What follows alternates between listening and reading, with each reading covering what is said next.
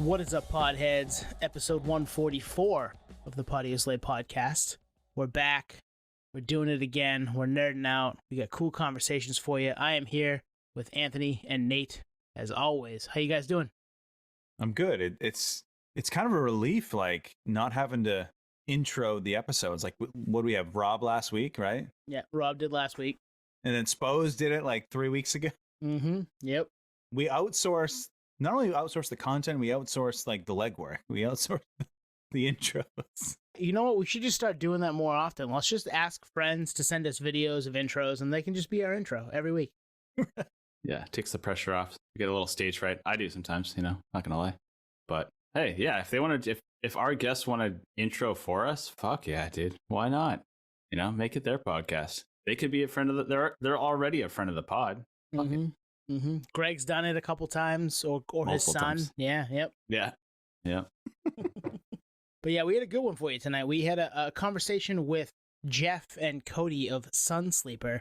If you remember back on episode 141, we talked about great album closers, and Twan, you were really the driver of showing Nate and I the way on Sunsleeper, but you brought Thief, their closing track from the most recent album, While You Can, that just dropped a couple months ago, to that episode. And then we're like, let's see if they want to talk. So they were able to, and we did it tonight, and it was fucking badass. Yeah, man. That's what I love about this podcast is like, honestly, like pre-pod, like if we vibed with an album, honestly, with me personally, like it wouldn't be out of pocket for me to like follow the band members and like engage with them. With this podcast, anything's possible, right? So you vibe in an album, you want to chat with the member, you fucking hit them up. And that's what happened, right? Like we hit up Jeff, and it was kind of 2 for 1, right? We got Jeff and Cody, so it was a bonus like that. I mean, how many times have we had a couple members of a band on the pod? Only a couple times. Yeah, Seth only and Sean a couple times. The guys from Out of Service tonight. And yeah, I can't. I'm sure there's another one I'm missing, but not a lot. Yeah, and that's what I love about the pod. That's what I love about this is like no one's off limits. Like everyone's accessible. Except for Gavin Rossdale. That's right. We did hit up. Let's chat about the new album. I agree, man. And I actually love it because there's no bullshit. Like, you have to be fully invested. Like, you got to do your homework. You got to listen to all the records. You got to do a little digging on their upbringing and then be ready for the interview. But then all of a sudden you're like, I already like the music, but now I'm more of a fan because I have kind of a better blueprint of this artwork. So yeah, the silver linings of the podcast are pretty much limitless. So there's one thing though, when you brought this band to the front and center for us three, like you said, for me and Tone, like there's a little, not jealousy, but there's a little bit of like, fuck, you're the cool chef that brought the bacon wrapped scallops to the table. Like, fuck, dude. Like, this I wish is that was me. Like, yeah, I wanted to be the one. Hold up. You're the king of food analogies. You remember in that 141 episode, I presented my options as, like a menu. Totally. And we all agreed Sunsleeper was the avocado toast. Remember? Totally. Because they were the appetizer, the new band, the up and comer, right? Exactly. Yeah. Timeless, healthy. They're going to be the main course before long because they are talented as fuck. So go check out the new record while you can. Go listen to this conversation with Jeff and Cody right now first. And yeah, hey, hit us up if you liked it. Hit them up if you liked it because they're really cool. And you should definitely listen to Sunsleeper. All right. We're here with Jeff and Cody from the band Sunsleeper. Guys, how you doing? Doing well. Oh yeah. Thanks for having us. So the listeners can't see, but you guys are what looks like in a car with a backdrop of a astronaut with some type of a lily pad landing spot. I don't know. You'll have to describe it because I can't. I like to think that those are cosmic mushrooms, and we're just soaring through. That's amazing. That's what I saw. Yeah. Absolutely. we're big mushroom guru guys, so we thought it would only be fitting to soar through this podcast with you guys. Hell yeah, man. We love that. Our fungus guru teachers. That's great. I mean, this is gonna be a trip, man. So Jeff, when we reached out to you, you guys to do this podcast, you were out with the band All Get Out. So you alluded in the DMs that it was a crazy tour. So like, we want to hear about it. Like, what was so crazy about it? Yeah. it was just mostly crazy for me, just the scale of it. It was 0 to 100. I mean, Sunsleeper's done some pretty cool tours, but this tour specifically with All Get Out, we were opening for Matt Mason, who he's a big timer, you know. I think he's Grammy nominated. He's had songs on the radio, songs with Lana Del Rey. So just playing for his crowds was a completely new experience for me. And then, yeah, just getting to play with All Get Out in general was incredibly humbling and exciting for me. I've been a band of All Get Out, or a fan of All Get Out for about before the season came out. So it was really cool to get to play songs with them that have meant a lot to me in the past. So yeah, it was just a lot to, yeah, on top of the fact that I hadn't really done much touring since, truthfully, since before the pandemic. Sunsleepers did I think like a week or so with The World Is a Beautiful Place in 2021. And then I think that's about it. So it was, the first tour I'd done in a year, and to be on that scale with my first time really filling in for a band. So it was just a crazy experience, and I really enjoyed it. And shout out Nate. He's the sweetest person. Thanks, man. Appreciate it. Oh, not me. Not me. Well, Nate, is he the one that gave you guys a call? Is he the one that brought you on the tour? Yeah. So Nate, the singer, he produced Sunsleeper's first EP and our first LP. So we've been friends for quite a while. So yeah, he hit me up when they needed to fill in.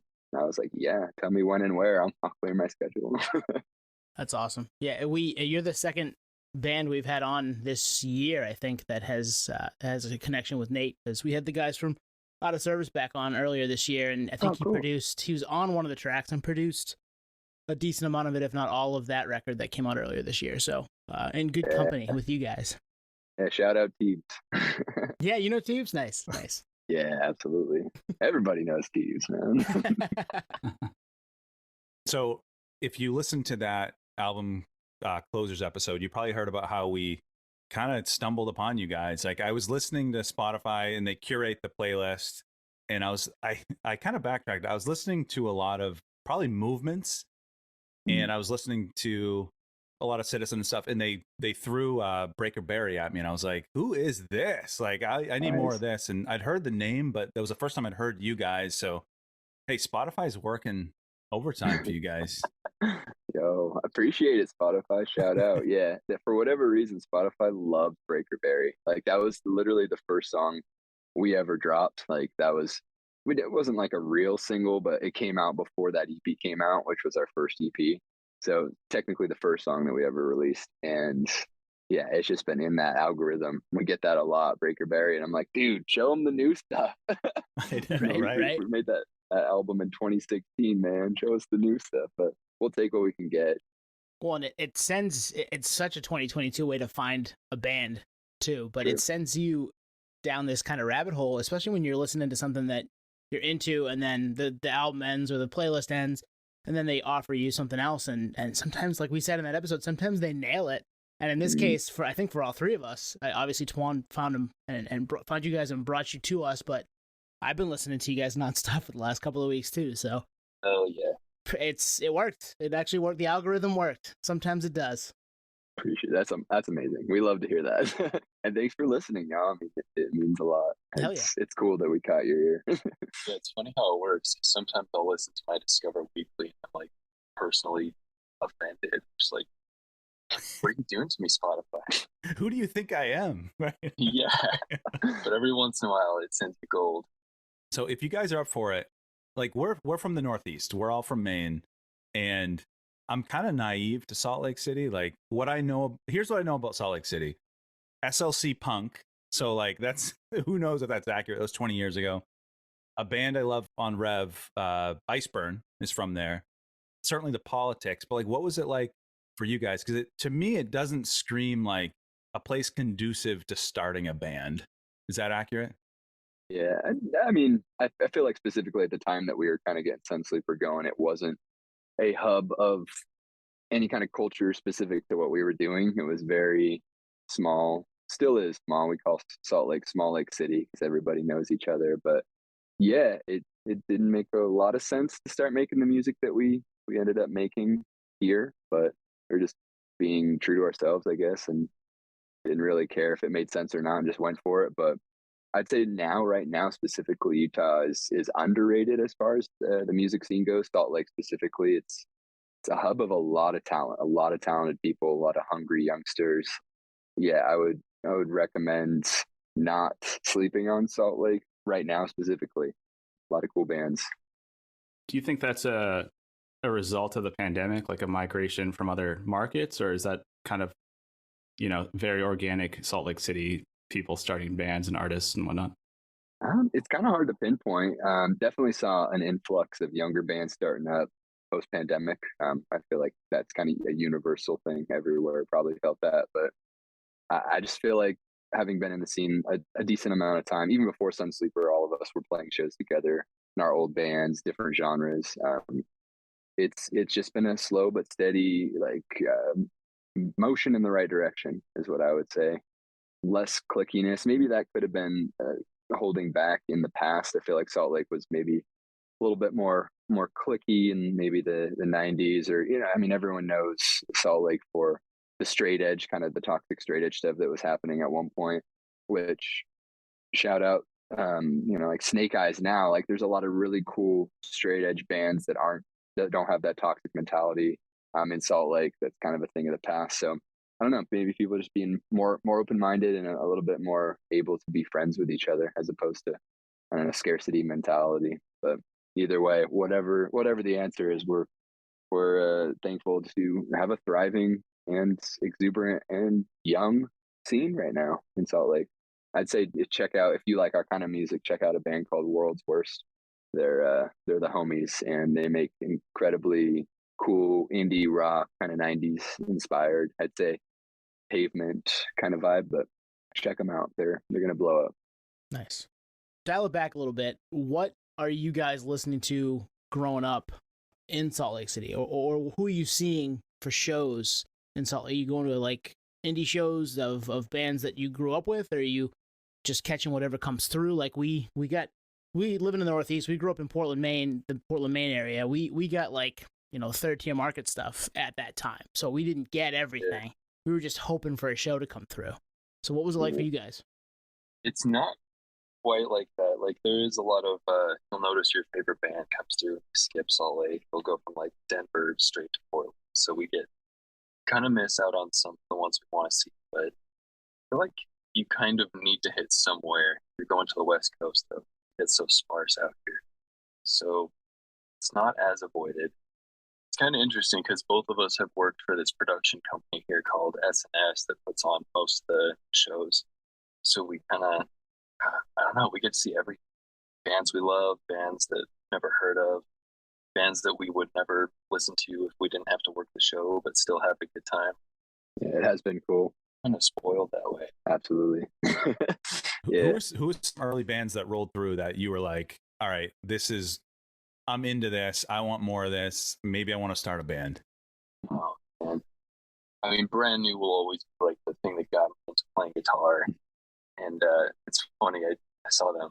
I think I saw them 8 times total. Once I went to Portland, Maine. Yeah, I drove up to where you guys are to see them. Really? Shit. It's kind of ridiculous. Damn. Yeah, I spent like the day in Portland. Saw Brand New that night. It's a cool little city you guys got. Was that 2016? I was going to say, was that 2016? I had to have been. Civic Center? We were there. Front Bottoms, I think, played? Yeah, so yeah, we were there. I was there with you. Yeah. So we know each other. Yeah, Anthony and I were at that show too. Yeah. I'm never seeing you. That's cool. I remember that being a very loud evening, in a good way. That was like in Arena, right? Yeah, it was like 8,000 cap. Like even 5-10 years before that, if you told me Brand New was going to play the Civic Center, I'd be like, wait, what? What happened for that to happen? What the fuck? And it to be pretty well sold, and yeah, good turnout there. And it's a shitty venue for a concert compared to other places we have in town, but it's the biggest one that we probably could get, so it makes sense that they were there. So cool. I saw that tour too, but in Vegas. Yeah. So that production company you guys are working for, is that kind of like an in for your band too, for Sunsleeper? Is that like an angle that you're able to, utilize to book shows and whatnot, or is that a whole different thing? I'm new to working for SNS, and since I've been working for SNS, not capitalized on it, but they are I feel like the leg up into legitimate shows that aren't DIY in Salt Lake. So they've always been really nice to us. But yeah, us working, Cody worked there when like after the band was already going, and Yeah, I went there a couple of years. I think and you were doing just kind of little things, just taking tickets and yeah. So that wasn't like leverageable. And I do promoter rep stuff right now, and then on like festival shows, I'll do running. So I'm like picking people up and stuff. But yeah, no, just the only leg in really is just getting to go to a lot of cool shows and meet a lot of cool people.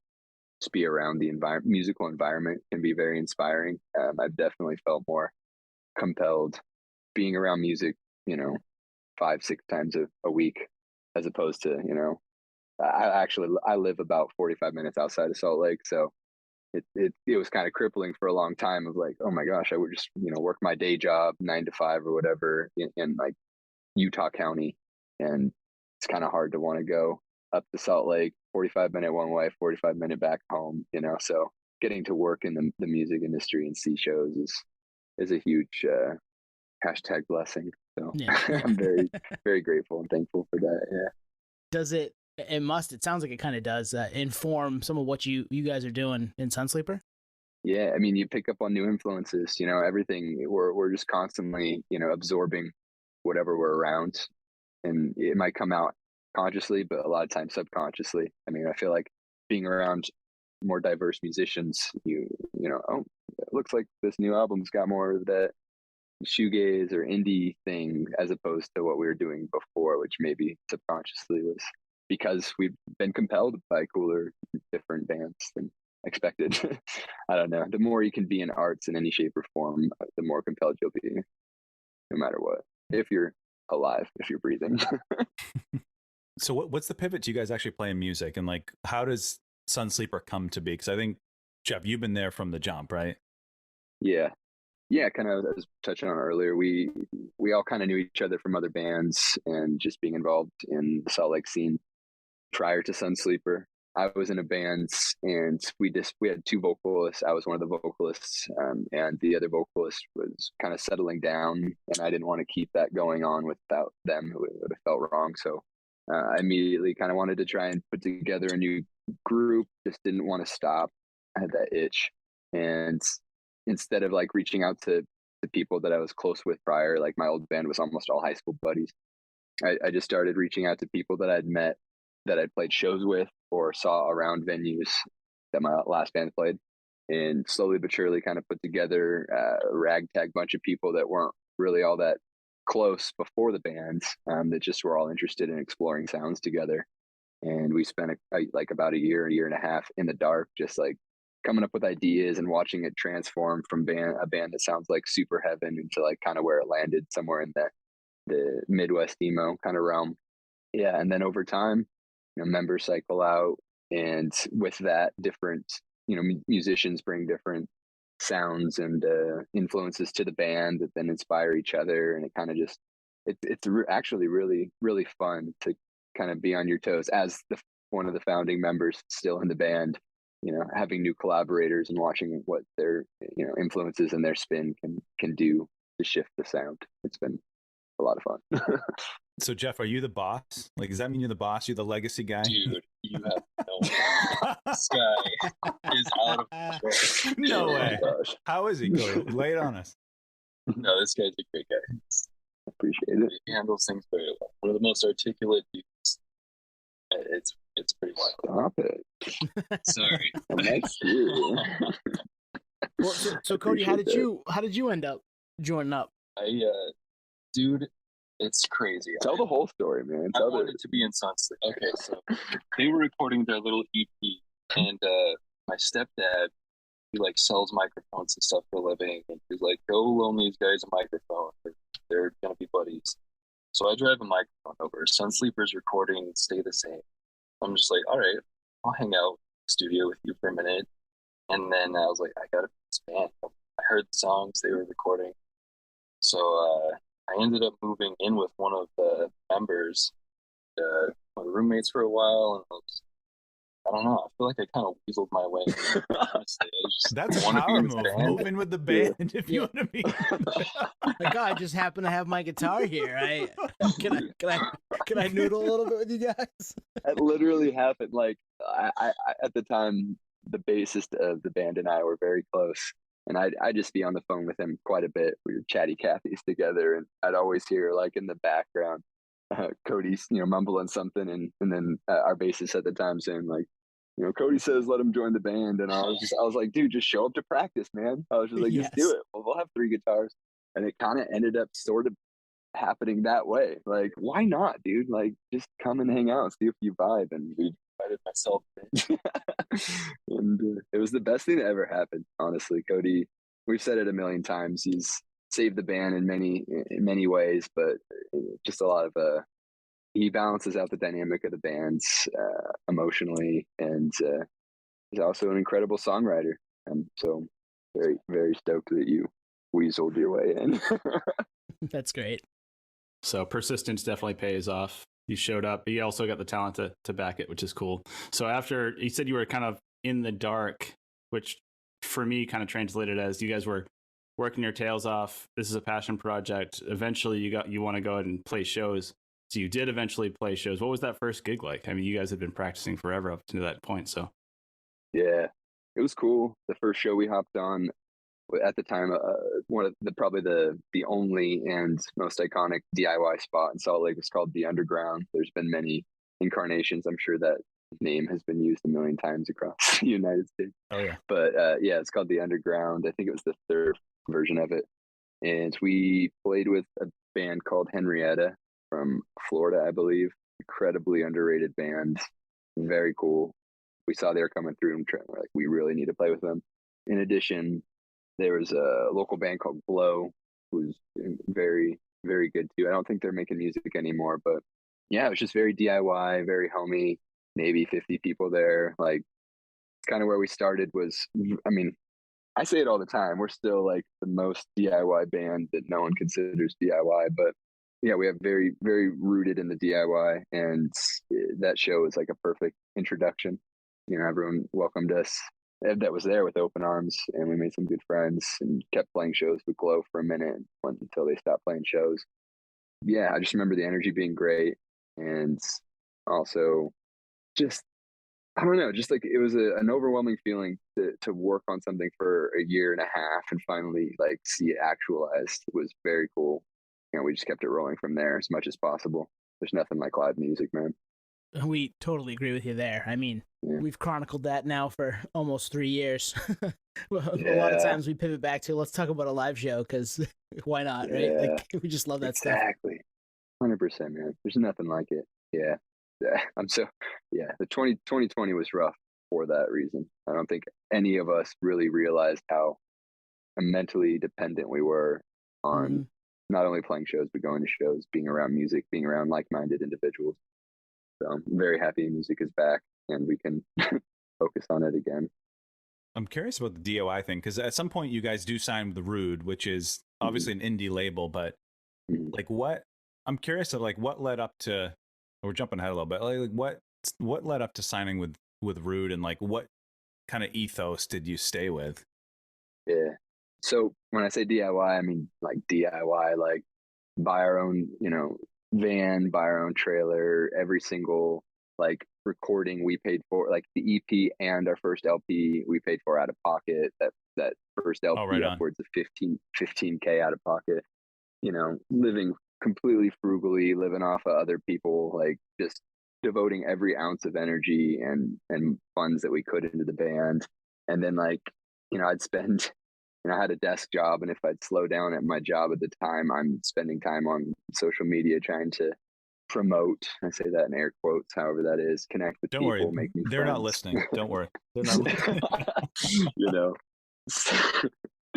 But it's just like every waking second was devoted to Sunsleeper for many years, and I think Rude saw that grind, and I kind of circle back a little bit to Nate from All Get Out. We owe a lot to that guy. He produced our first EP and first LP.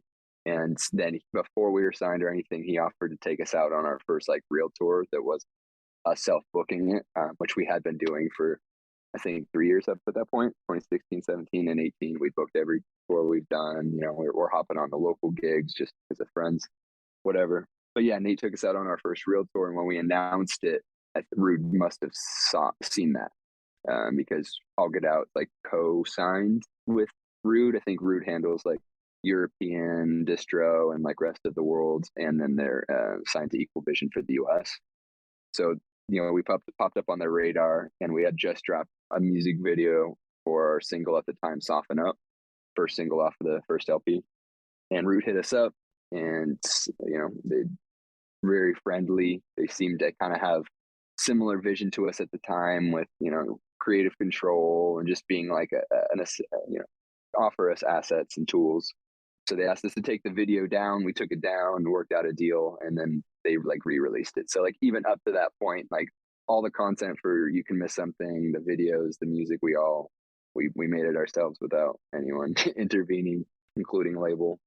And then even after that, I mean, I don't know if a lot of people know how labels work, but mostly they're offering, you know, a set of connections, you know, or whatever, like PR companies, but also the funds that they offer is recoupable. So it's like, it's a loan. So in my mind, it just kind of takes the burden off of us having to save up, but we're still making all the decisions on what to spend that on. And so we continue to kind of use that DIY ethic and continue on choosing what producers we want to work with, where we want to record, who we want to tour with, what kind of videos we want to release, what kind of photos we want to take, and all that kind of thing. So still all very us, just slightly less financially burdened in the moment. Yeah. And you mentioned the first full length, You Can Miss Something and Not Want It Back is the name of it, right? Yes. And that came out in 2019, and you guys fully funded that yourselves? Yeah. Man, that's awesome. Because when finding While You Can, which we'll get to in a few minutes here, that just came out this year, we obviously went back to do a little homework and listen to some, you know, listen to the EP and listen to You Can Miss Something and Not Want It Back, and just really kind of dug in, like, wow, this is where have these guys been? I want to listen to this all the time. So all-time album title too. Does that reference anything in particular, or is that going to be left for the cutting room minds? Yeah. It's one of the lyrics, and we were trying to come up with a title for the album, and we went with the longest one possible. Yeah. That fits though. Yeah, that works. Felt right. Yeah, it captures you. You're like intrigued. You're like, oh, I can relate in like a trillion ways, but I don't know what they mean, but I can fucking put my thoughts on it. Mm-hmm. Definitely felt like it was a moving. I didn't actually record any of it. That was before my time, but I feel like the album's it's a moving on album, moving forward. Accurate. Yeah. Always trying to move forward. So I'm curious, like what changes? Does anything change when you guys signed to Rude? Because it sounds like the arrangement is pretty much like, we run the show, we'll leverage your connections. Yeah, just like they give us money and we keep doing what we do. Yeah. We have to pay the money back somehow, but right. Yeah. Somehow it all works out for the better. Yeah. They specifically with that first album, they're incredibly nice and open, and it made us feel quite at home and able to do whatever we wanted to do. So it was a no-brainer to work with them, and not much has changed with them. I think they have a little bit of a new team since that first one, and we have a little less correspondence with people we used to, but overall same kind of ethic. Nice. I think they just want people to make albums, you know, like they're not going to get involved in the creative process. You know, they reached out to bands that they believe in for a reason. It would kind of be weird if they told us what to do. Yeah, well, times have changed, right? Like back in the day, units were being sold, you know, by the million, sometimes in the first week. That's changed. So actually, you know, that's something they see in you as, no, we can move units. Maybe it's vinyl or something. But also the deals back in the day were like 3 album plays. Was that your contract too? Is a multi album contract or what? Yeah, one more. Yeah. 3 releases total with them. Nice. And just so you know, we call Nate Industry Nate. He loves to dig into the industry stuff. So that's true. There's probably more to come. Nate would like to know exactly how much you signed for, what the day was, when the termination is. Yeah. Yeah. Did you see a lawyer on the fine print? Did you get that, a second Oh, yeah. opinion? No, I'm We just have kidding. some stuff in the works now. I had no idea there were so many lawyers involved in rock and roll. We've had like 3 Too or many. something. We have some lawyer debt we gotta take care of. Yeah.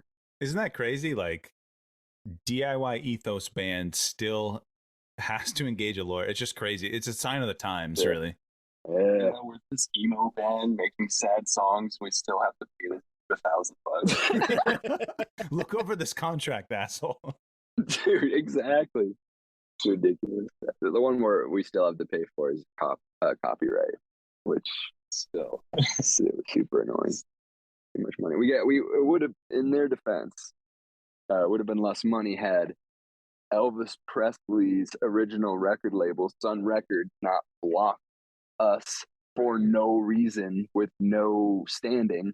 I'm still bitter, man. it's good. Like we were like about ready with the copyright process, which is way too long and way too expensive in the first place. And then like the last final like review, it's like actually Sun Records has dinged it and asked you to change things. And like because they had to like the lawyers had to go back and like adjust some terminology so Sun Records wouldn't get involved. Like there's another $1,000. I'm like, dude, come on, man. dude. We're not stepping on your toes. Wait, the Sun and Sunsleeper connection? Somehow that Yeah. triggered something? What do they own the sun? Yeah, dude. What the fuck? Exactly. They literally had terminology like you can't have any sun depictions in your merch, or I'm just like, fuck you.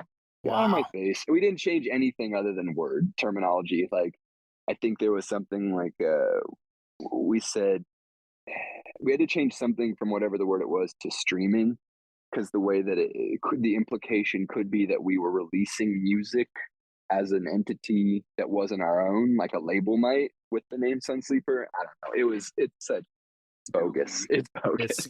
It gets so convoluted. Like, are you using Elvis's likeliness, Yeah. right? It's crazy that you have to do that, and you're just trying to make music that you connect with and other people connect with, and it's not about any of that. But like whoever has the Pink Floyd records, nobody can do anything with the Dark Side of the Moon, right? Like that's you can't ever say anything about the moon because of that. It's the same idea. It's so stupid. Well, I was thinking of Black Hole Sun. They're after Soundgarden. Or They're that after too, Cornell and his grave. Whoa. It's so silly. Again, no one told me that rock and roll would involve so much legal jargon. And no, we didn't even care about copyright in the name until multiple other bands almost stole it. So we're like, I guess we should probably get on this. So we don't hang have on to that. Yeah. pull a Super Heaven and go from Daylight to Super Heaven. That would not the move. Just Super Sunsleeper. Or Sunsleeper AD. Just throw an AD at the Yes. end, like Shipwreck did. Love it. I mean, you got to think of that. You don't think of that when you're coming up with stuff, right? In the moment, you're like, all right, we need a band name, we need a song name, we need an album title. You're just doing that as creative people, but then you have to start to think about who's going to try to take this from me, whether it be a Twitter handle or an Instagram handle. Oh my gosh, the There's worst. a lot. Well, look at our podcast name. Like we didn't think about scaling it. You know what I mean? Like it was never a thought. Right? Yeah, when you're just like young and hungry and you're doing what you love and you're like, this feels right. I mean, we had so many band names and Sunsleeper was the only thing that felt remotely right. And I was done arguing with people at the time. So we're like, let's do it. And then to have someone like 8 months later drop the same name essentially with like a couple letter change was like, seriously? All right, dude. Yeah, right. Wow. And then I'm like, well, maybe we'll just let bygones be bygones, coexist. And then it's like, whatever, dude. I can do it for Yeah. great musicians. Just their name is too good because obviously they were inspired by the best. There you go. You know what the cheat code is you change like letters to like different things, like V instead of a U and numbers instead of letters. That might be Paris. like Just do a Paris. Yeah, thing. sorry. Yeah, Blink 183, baby. Churches. Churches thing. All right, so you guys have been on Rude for a few years. So you signed with them in 2019. Fast forward, we're not going to talk pandemic. It's just we've talked about that enough, and you guys are probably sick of it. So While You Can drops, when this episode drops, it will have dropped a couple months ago, back in October. So you guys work with Brett Romnes, who Tone and Nate, you can back me up. I am the biggest Crime in Stereo fan on earth. It's true. I've traveled 3,000 miles to see them. Biggest fan. Wow. But anyway, Brett Romnes of Crime in Stereo, Avalanche, Movie Life. He produced it, engineered it. How was that working with him? Was that a good experience? It was so cool, man. Like, we talked to so many producers, and like we almost committed to one, but then we backed out. We wanted Brett, and thank God we did. Like, hanging out with Brett was he did everything to make us feel comfortable, and he's got stories for days, man. It was just a pleasure, like you were saying. Like, I'm a fan of all those bands too, and remind me to tell you something about Crime and Stereo in a second. But yeah, it was just cool to be, around him and just organically have tour stories from all the bands he's been in and like bands that we love, and then like even studio stories. Like, I know we already talked about Brand New, rest in peace, obviously, but Yeah, we can leave it at that. Yeah. yeah. Don't get me started, man. I'm heartbroken still, and it's been however many years. But while we were in the studio, he's like pointing out like a vocal booth that was sitting just kind of in the corner, and he's all like, "Yeah, Jesse had us purchase that for science fiction," and he got in it and recorded like a couple of lines and got out and said, "Oh, that's too spooky. I don't want to use that," and then didn't use it the rest of the recording. So that's where you recorded while you can, right? Dude, I wish, man. Yeah, it's just like little things like that super fans or people that care about the stuff that Brett has been involved in. I was just geeking out the whole time, telling us stories about all the bands he's worked with and bands he's toured with or been around at festivals. He had some crazy Marilyn Manson stories and ICP stories and also. So all the canceled artists. Yeah. He was free to talk about for sure. Just a lot of fun debauchery, rock and roll shit, But yeah, it was just awesome, man. He knew his stuff. He made us feel very at home. He pulled the best out of us, as any producer should, but in like the most organic way, where it didn't feel like he was pulling. It just kind of came out, and then afterwards you go, "Oh, these songs are a lot better than they were before we got in the studio." He's really good at that. That was actually my next question, because we've talked about producers on here with a bunch of different bands, and like sometimes like they really are just like a name and brand, and unfortunately that's all it is. And sometimes it really is pure influence on the output or the end result of said album. So this album is a little bit we don't want to say like a departure, but it's a little more airy and dreamy than the previous work. Do you think that's a direct result of working with him, or what? A little bit, definitely his arsenal, and the way he mixed the record definitely had that more spacious mix, if that makes sense.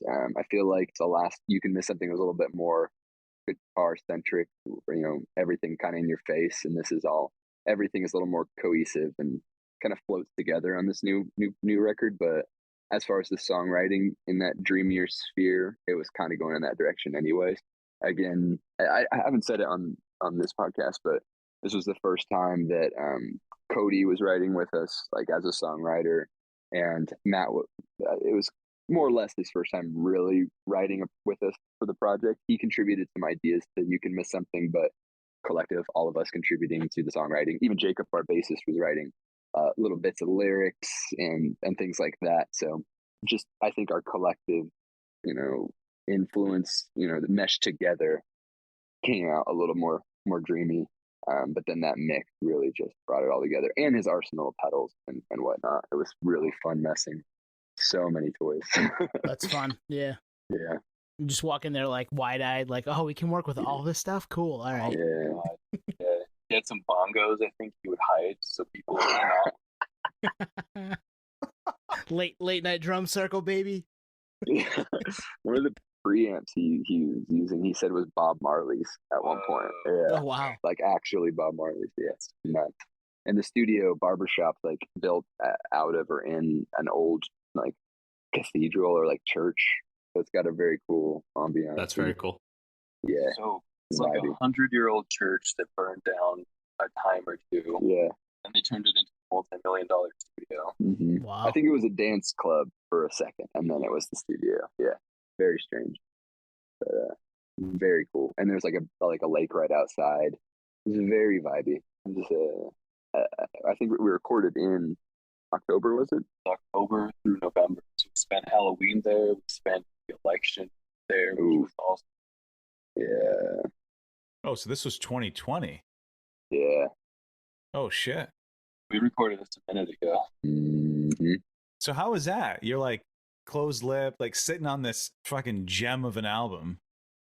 Yeah. It's weird, dude. It's very drawn out. By the time it actually came out, it was just like, okay, Yeah. there it goes, I guess. Like, Right. I've already listened to it 100 times. Yeah. So I'm Wow. sick of it now. Yeah, I'd like to play it.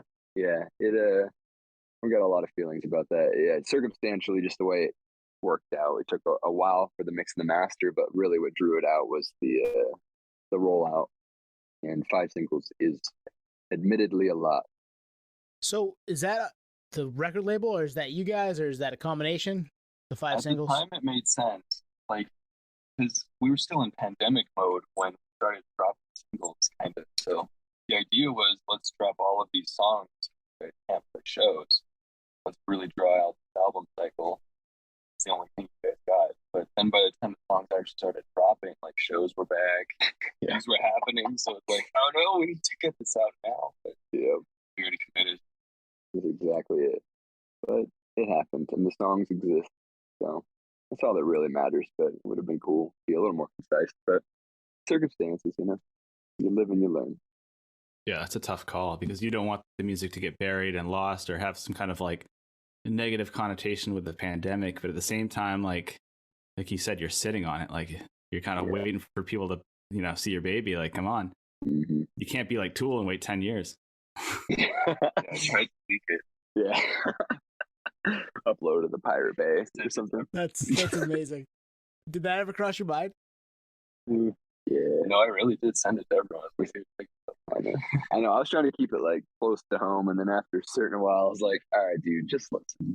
Tell me what you think." It's going stir crazy. Like, what is this? I need someone else to tell me what this is, because I've gone through all of the stages of adoration, grieving, hating. Yeah, yeah. Fuck.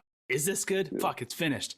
But the pandemic's still going. Oh, we could start over. No, we can't. We spent all our money. Fuck.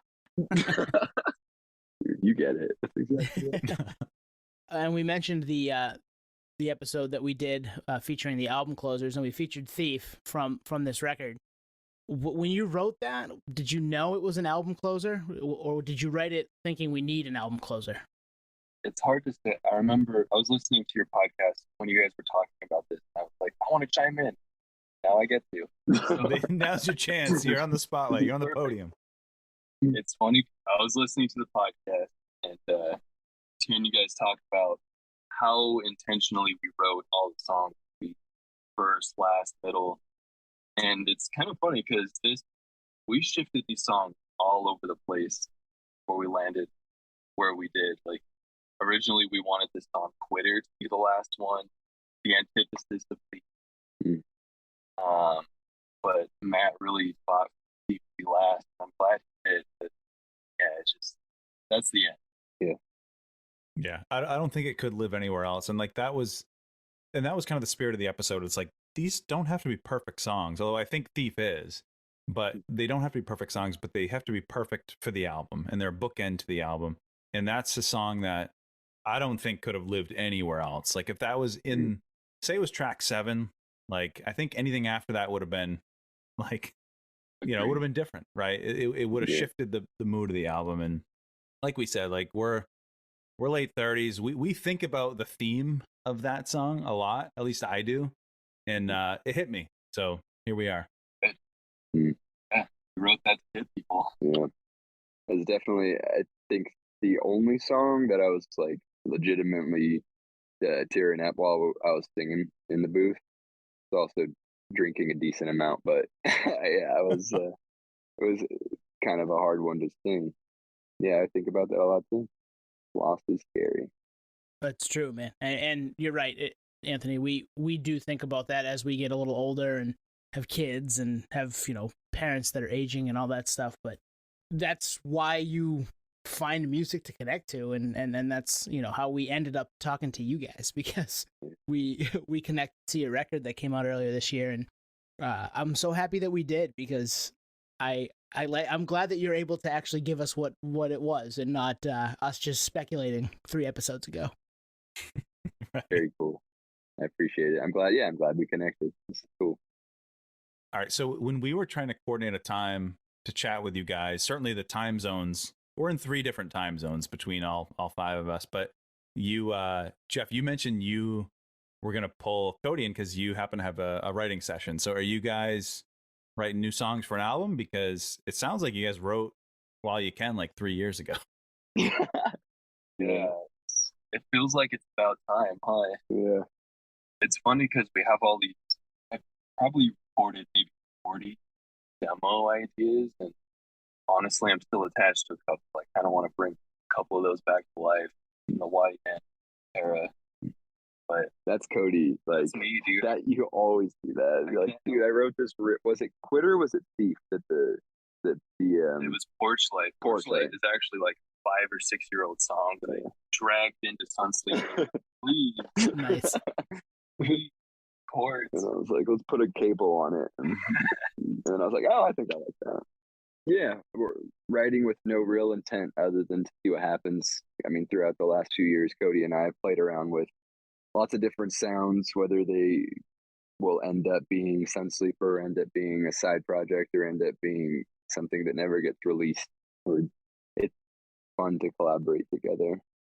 That's how a lot, so when we were writing While You Can, again, pandemic, we were writing remotely most of the time. But leading up to the studio, Cody started coming over to my house, and we just drink some whiskey and mess around. And through that, I feel like we wrote some of my favorite songs on the record that we had. And at the time, it wasn't like, let's write, we really need to finish the song for the record or whatever. It was just like, let's have fun. So creating an environment to do that again is fun and exciting.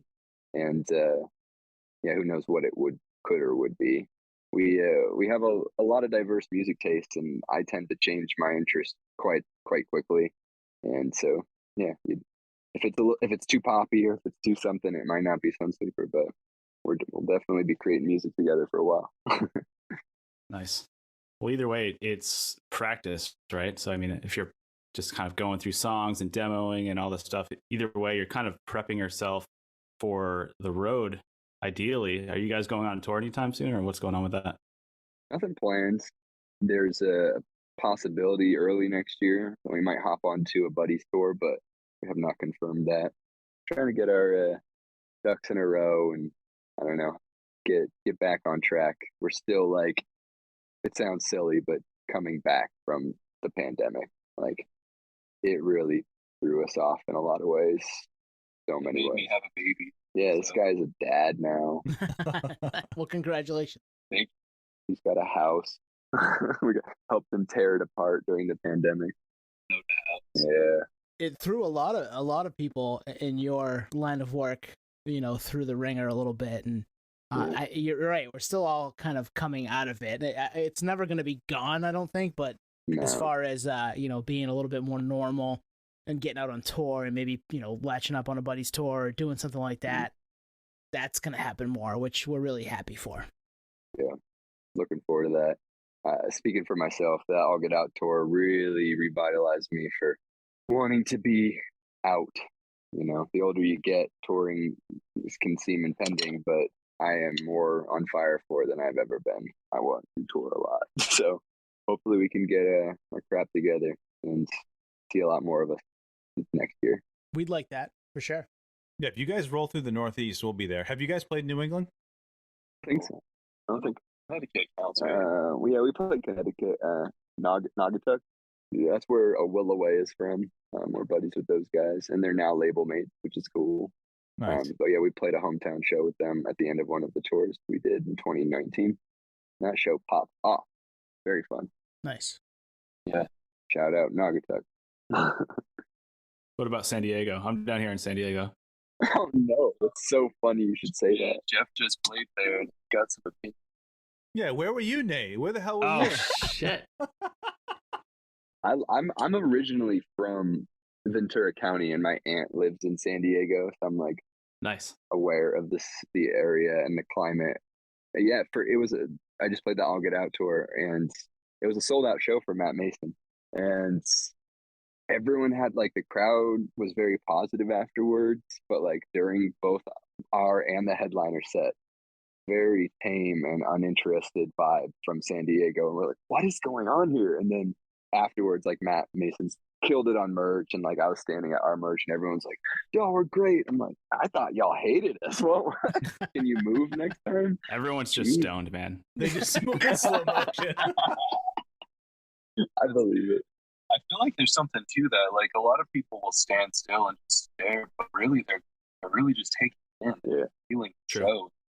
I don't know. A show is kind of a spectacle. You know? Especially what I'll Get Out was doing. Yeah. Breaking our guitars. Yeah. Nice. Saw you nice. guys throwing shit. Yeah. On the East Coast, we have like planetary laser light shows. West Coast just has All Get Out shows. They just Dude, the West is sometimes rough. Those long drives too between cities kills me.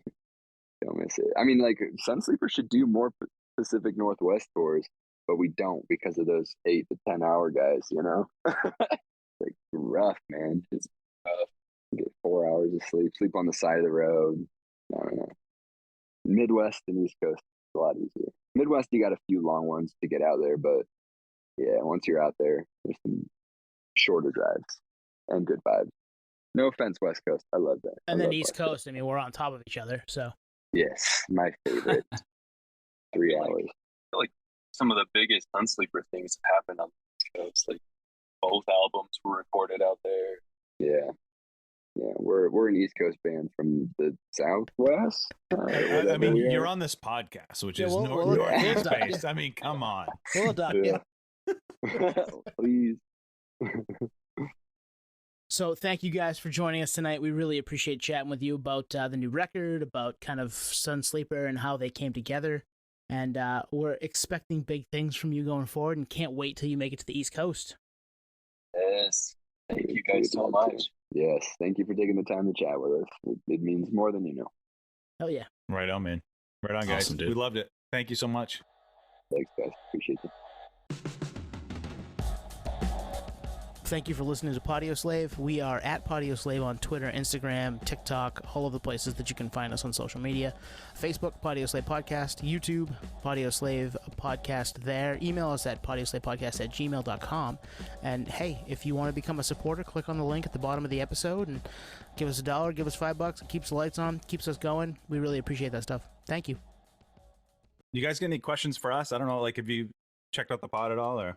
Yeah, I listened to that one all the way through with the one you guys featured us on the album nice. closers. So How cool. was it? I enjoyed Did that. you like it?